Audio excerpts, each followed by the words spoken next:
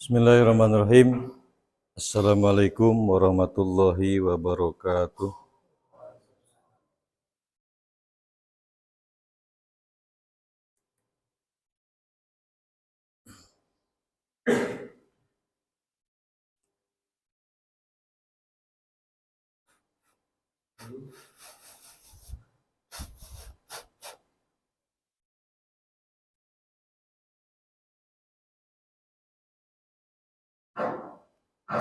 Tes. Daya. Iya man tecek. Iya tecek. Oke, mana lembarnya? Coba. Oh, tadi bisa sekarang.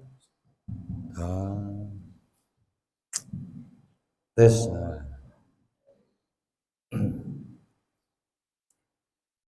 Hadirin kaum muslimin yang dimuliakan Allah, kita lanjutkan ke surat Al-Baqarah ayat ke-54. Allah berfirman, a'udzubillahi minasyaitonirrajim. Bismillahirrahmanirrahim. Wa idh qala Musa liqaumihi ya qaumi innakum dhalamtum anfusakum bi ittikhadhikumul ijla fatubu ila barikum faqtulu anfusakum dzalikum khairul lakum inda barikum fataba 'alaikum innahu huwat tawwabur rahim. Wa idh qala, dan ketika berkata, siapa yang berkata? Musa, Nabi Musa, liqaumihi kepada kaumnya. Ya qaumi, wahai kaumku, innakum, sesungguhnya kalian, dolamtum, telah berbuat zalim. Sesungguhnya kalian telah berbuat zalim. Anfusakum, kepada diri kalian sendiri. Bittikhadikum, dengan menjadikan al-ajla, anak sapi sebagai sembahan. Jadi anak sapi yang dijadikan sembahan oleh kaum Nabi Musa itu merupakan kezoliman. Orang sudah berbuat zalim terhadap dirinya sendiri.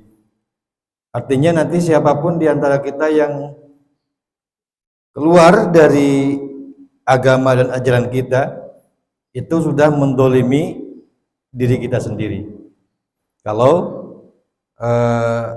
kita mau syirik kepada Allah, artinya sudah mendolimi diri kita sendiri. Maka kata Nabi Musa, patubu, taubatlah kalian, ila barikum, kepada Tuhan kalian yang telah menjadikan kalian. Tobat, kalau ingat, tobat itu adalah artinya kembali. Tobat itu kembali, tidak melakukan lagi menyembah anak sapi, kembali kepada Allah yang telah menjadikan kalian. Itu tobat. Jadi kalau ada orang yang tobat, saya sudah bertobat dari dosa kemudian diulang kembali, itu bukan tobat. Tobatnya tobat sama, mau sambal Pak, mau pangset, uyah, terus nyawa uyah teh pangset, dia sandai. Terus nyawa sambal telada, hayawe digayem deui. Fatubu ila barikum. Jadi tobat itu adalah pindah dan tidak melakukan lagi perbuatan, tidak mengulangi kembali perbuatan salahnya itu. Tobat. Faqtulu, bunuhlah diri kalian. Bunuhlah anfusakum, diri kalian. Inilah Pak perbedaan tobatnya kita dengan umat Nabi Musa. Kalau kita cukup tobat kepada Allah, tidak mengulangi kembali atas dosa yang pernah kita lakukan, satu. Kalau kaum Nabi Musa, taubatnya itu dengan cara membunuh. Nah, di sini ada yang menafsirkan begini. Bagaimana cara membunuh diri kalian itu? Ada yang membunuh diri sendiri, dibunuh diri sorangan. Itu taubatnya kaum Nabi Musa. Ada juga orang yang bertobat dibunuh oleh, ada orang yang menyembah sapi itu dibunuh oleh orang yang tidak menyembah sapi. Jadi dibunuh, saling membunuh. Ada juga yang saling membunuh. Jadi yang membunuh itu orang yang punya, yang tadinya mereka itu menyembah sapi dari sekian banyak orang, kemudian mereka saling membunuh. Itu tobatnya mereka. Sampai diriwayatkan Sayyidina Ali bin Abi Thalib bahwa yang terbunuh waktu itu sampai 70.000 orang. Karena itu kaum Nabi Musa taubat kepada Allah dengan cara saling membunuh. Jadi saling membunuh itu satu, ada yang menafsirkan orang yang punya dosa mereka saling membunuh. Yang kedua, ada yang menafsirkan orang yang tidak menyembah sapi membunuh orang yang menyembah sapi. Tiga, ada yang membunuh dirinya sendiri. Itu cara membunuh, tobat membunuhnya Nabi Musa. Bisa dibayangkan kalau kita diperintahkan syariat itu, syariat Nabi Musa diturunkan kepada kita, kemudian kita saling membunuh. Wah, anu punya dendam amornya, wah, cacak. Kalau tobatnya kita, makanya mungkin banyak orang yang mati kalau syariat itu diterapkan di umat Nabi Muhammad, tetapi untungnya tidak diterapkan. Setelah itu kemudian Allah hentikan karena mereka sudah bertobat. Dzalikum, hal yang seperti itu, tobat yang seperti itu apa? Tobat dengan cara membunuh itu khairul lakum, lebih baik.